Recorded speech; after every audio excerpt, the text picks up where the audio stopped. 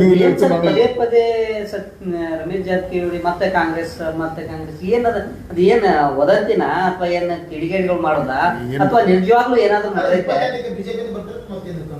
ಬರಾಗ ನಾವೆಲ್ಲ ನೋಡ್ರಿ ನಮ್ಮ ಪಕ್ಷದ ನಾಯಕರಿಗೆ ತಮ್ಮ ಒಳ್ಳೆ ಕ್ವಶನ್ ಕೇಳಿ ವಿಲಾಸ್ ಅವರೇ ಇದನ್ನೇ ಪಕ್ಷದ ನಾಯಕರಿಗೆ ಮನವಿ ಮಾಡ್ಕೊತೀನಿ ಆದಷ್ಟು ಶೀಘ್ರ ಇವತ್ತು ಕಾಂಗ್ರೆಸ್ ಬಗ್ಗೆ ಸತೀಶ್ ಜಾರಕಿಹೊಳಿ ಮಾತಾಡಿದ್ದಾರೆ. ಹೈಕಮಾಂಡ್ ಎಂಟ್ರ್ ಆಗೋದಕ್ಕೆ ಪಕ್ಷಕ್ಕೆ ಹಾನಿ ಆಕೈತೆ.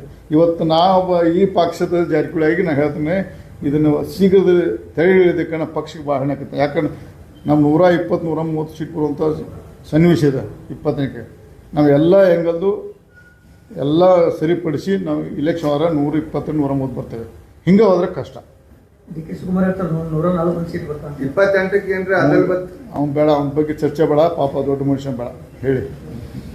ಸರ್ 28ಕ್ಕೆ ಏನಾದ್ರು ಅದಲ್ ಬದಲ್ ಕಂಚಿ ಕದಲ್ ಬೆಳಗಾವಿ ಚೆಲ್ಲದ ಇಲ್ಲಪ್ಪ, ನಂಗೆ ಗೊತ್ತಿಲ್ಲ, ನನಗೆ ಗೊತ್ತಿಲ್ಲ ಯಾಕೆ ಚೋರ್ತದೆ. ಅವರ ಸಮಾಧಾನ ಅವರೇ ಮಾತಾಡ್ತಾರೆ. ಕನಸು ಬೀದಕ್ಕಂದ್ರೆ ಹತ್ರ ಅವ್ರು ಯಾರಿಗೆ ನಾ BJP ಅವ್ರು ಹೆಂಗೆ ಕಾಂಗ್ರೆಸ್ ಹಂಗೆ ಅದು ಯಾರು ತೊಗೊಳಕ್ಕೆ ಸಾಧ್ಯ ಇಲ್ಲ.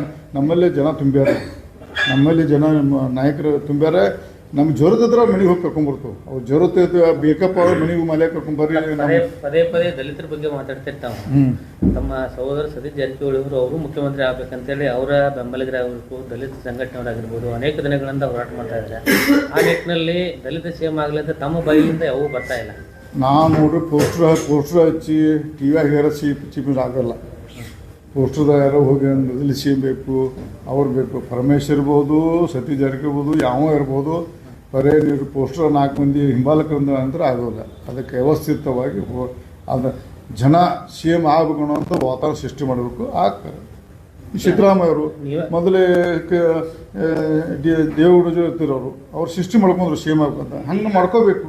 ಬರೀ ನಾವು ಸಮಾಧಾನ ಈಗ ನಾ ಬಂದು ಕೂತ್ನಿ ಸತೀಶ್ ಜಾರಕಿಹೊಳಿ ಮತ್ತು ಪರಮೇಶ್ವರ್ ಮಾದೇವಪ್ಪ ಯಾಕೆ ಮಾತಾಡ್ಬೇಕಪ್ಪ. ನಾ ಈಗ ಅಲ್ಲಿ ಇವನ ಬಗ್ಗೆ ಮಾತಾಡಿ, ಕಾಂಗ್ರೆಸ್ ಸಚಿವನ ಬಗ್ಗೆ ಮಾತಾಡಿ, ನಾನು BJP ಆಗಿ ನಾನು ನಂತರ ಭೇದ ಭಾವಲ್ಲ. ನಾ ಮಾತಾಡಿದೆ. ನಾವೀಗ ಯಾರು ಎಕ್ಸೈಸ್ ಮಿನಿಸ್ಟರ್ ಬಗ್ಗೆ ನನ್ನ ಪಕ್ಷ ವೇದಿಕೆ ಮಾತಾಡಿದ್ದೀನಿ ನಾನು.